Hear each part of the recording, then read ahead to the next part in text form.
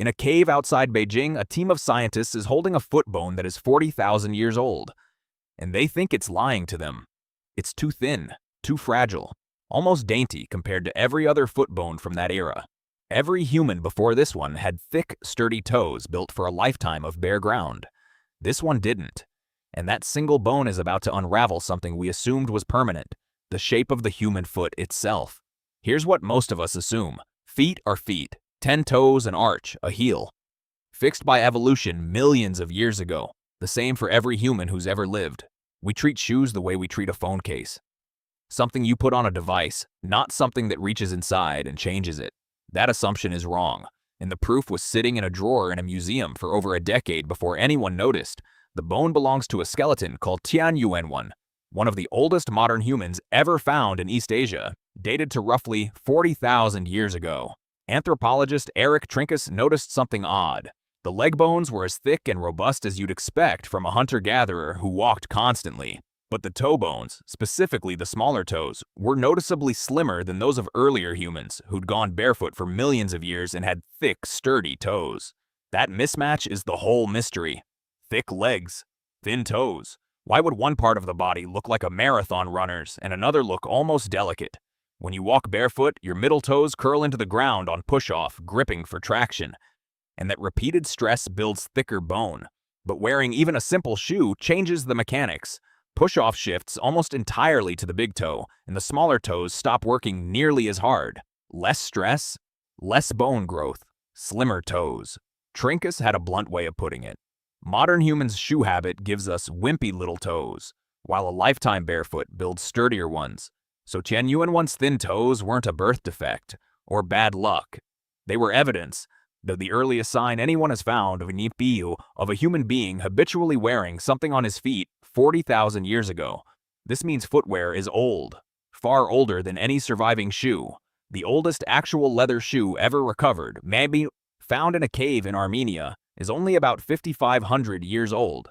The oldest sandals, woven from grass in an Oregon cave, are roughly 10,500 years old.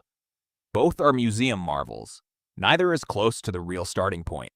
The leather and grass rotted away tens of thousands of years before scientists thought to check the bones instead of the ground. And the bones had been keeping the secret the whole time. We didn't find the first shoes. We found the first footprint they left on the human skeleton. Which raises an uncomfortable question. If one habit, wearing a simple hide wrapped around the foot, can visibly reshape bone within a single lifetime, what else is quietly reshaping us right now, without anyone noticing until someone digs up the evidence? To answer that, you have to go back further than 40,000 years. You have to go back to the moment the human foot was built, because that design wasn't made for shoes at all. Rewind to Lucy, the famous skeleton, roughly 3.2 million years old. Her foot was already starting to change, an arch was forming, and her big toe had shifted into line with the other toes. A small adjustment that made upright walking possible. Recent research suggests a human-like arch across the foot may have evolved over 3.5 million years ago.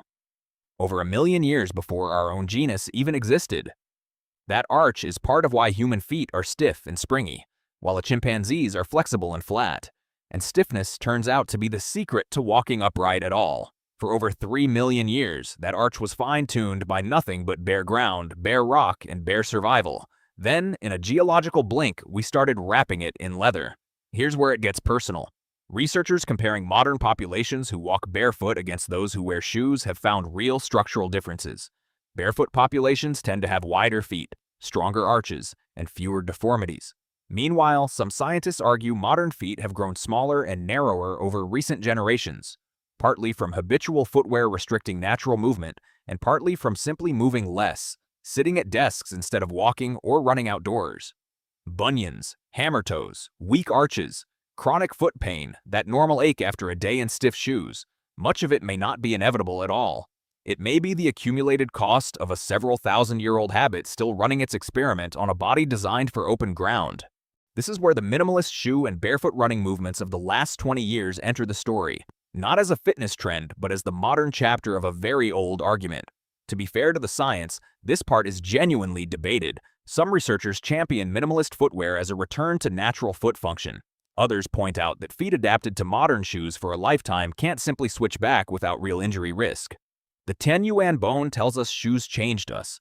It doesn't settle whether changing back is safe or wise for everyone.